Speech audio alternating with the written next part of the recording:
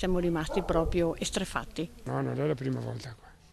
E anche qua davanti ho sentito, in via Siesa, in via ce n'è dappertutto, insomma vanno dappertutto. Trovarsi faccia a faccia con i ladri in piena notte, al buio, in camera da letto. L'incubo peggiore che si materializza, senso di intrusione, di violazione della propria intimità e soprattutto paura per quello che potrebbe accadere. A una coppia di coniugi di Mogliano capita una scena vissuta da tante, troppe persone. Ore 4 del mattino in via del Macello, parte nord della cittadina, non distanti dal centro ma una zona isolata alle cui spalle scorre il fiume Zero.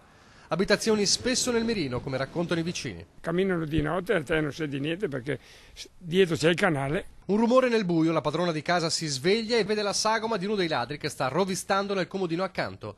L'urlo di spavento fa scattare il bandito che fortunatamente sceglie la via meno cruenta, la fuga assieme ai complici, che nel frattempo sono riusciti a impossessarsi di pochi euro, svuotando le borse dentro casa e qualche gioiello, ricordi di famiglia dal grande valore affettivo. E nella paura c'è pure un momento quasi paradossale, quando il ladro, sorpreso, se ne scappa con il cassetto del comodino che non ha fatto in tempo a svuotare.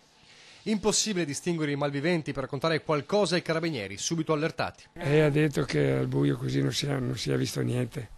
Comunque faranno indagini, ma è difficile perché telecamere non ci sono. Loro vanno in cerca, hanno detto, di soldi di carta liquidi, contanti e oro e basta.